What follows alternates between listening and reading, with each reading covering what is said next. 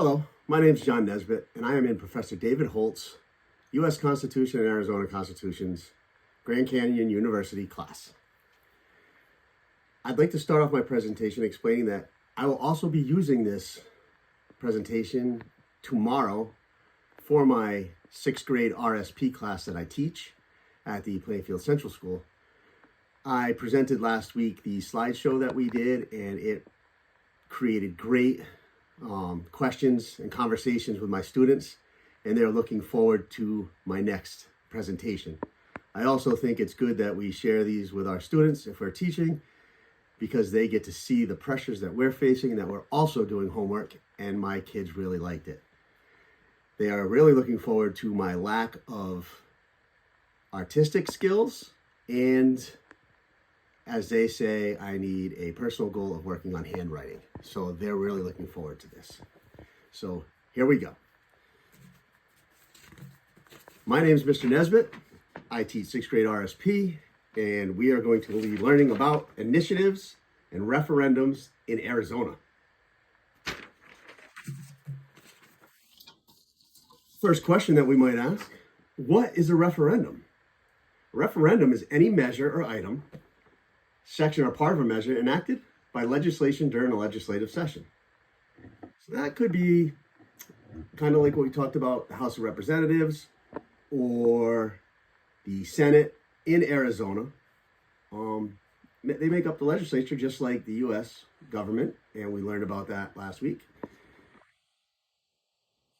They may circulate a petition and refer to the voters as a measure or a part of a measure passed by the legislature. So that is a quick definition of a referendum. Next, we're going to talk about an initiative. What is an initiative? Glad you asked.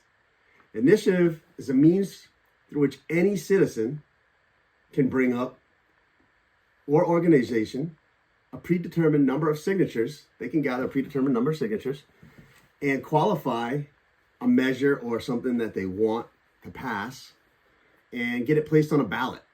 And once it's placed on a ballot, it will be voted upon in a future election. These could be divided into the Constitution amendments, which we learned about last week, and you guys really liked, especially the Fifth Amendment, or statutory initiatives. So if we're thinking about it in school, I guess initiatives would be brought up by the students, and the legislature we could think about as like Principal St. Jean or Vice Principal Delaney. But we don't want to give all the power to Mr. Delaney and Mr. St. Jean, so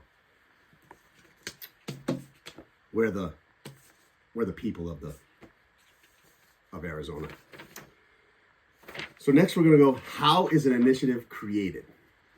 So initiative, remember, initiative, that's us. Citizens or an organization might start an initiative to gather a predetermined number of signatures to qualify the measure for a ballot. So they might want to add to the ballot something that they feel important. So you guys, a big topic in school right now is that we don't get to listen to music.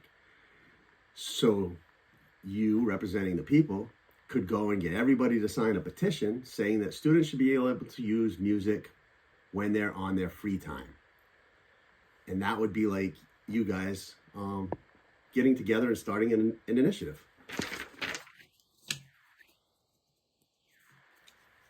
So next we're going to go on, how is a referendum created? Well, a referendum, or less commonly, is a direct vote by the electoral or on a proposal, law, or political issue. This is in contrast to an issue being voted on by a representative. So this may result in the adoption of new policy or specific law. These are brought on by the legislators.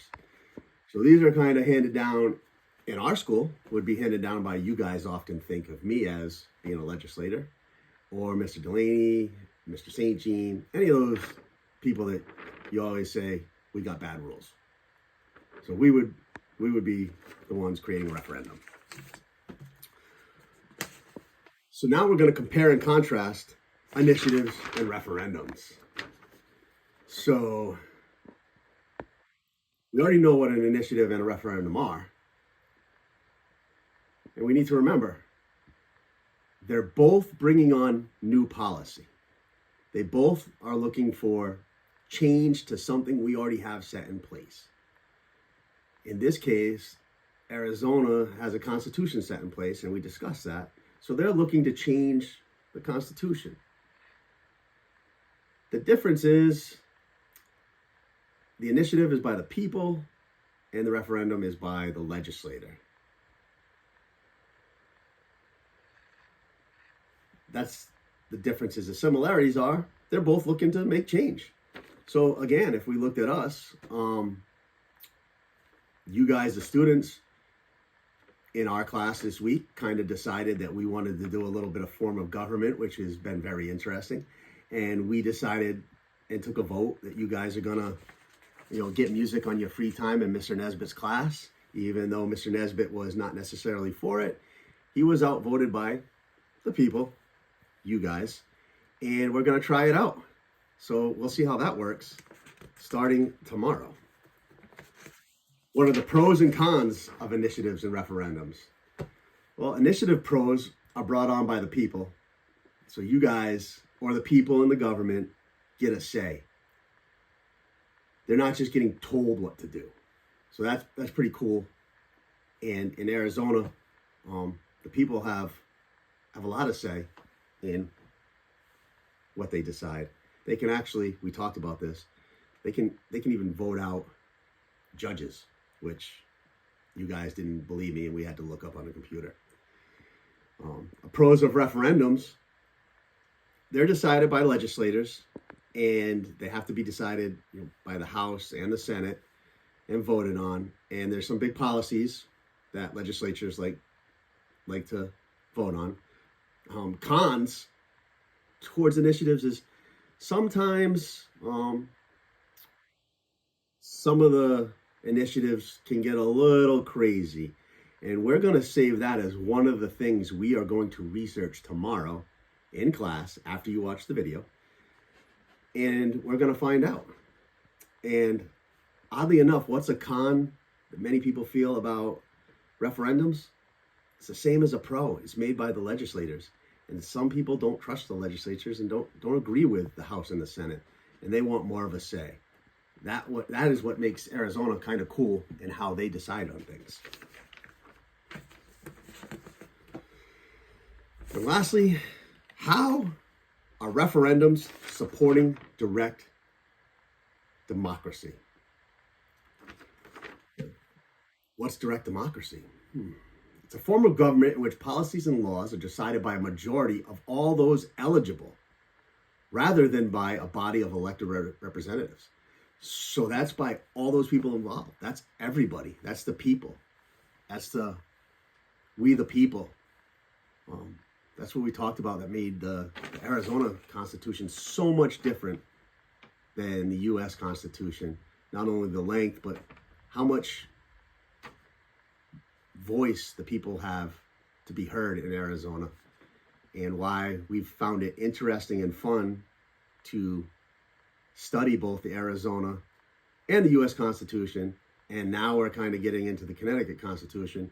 And some of you guys have definitely voted that you like the Arizona Constitution more than the Connecticut Constitution.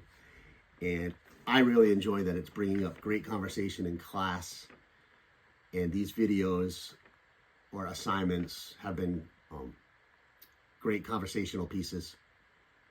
So thank you and have a great night.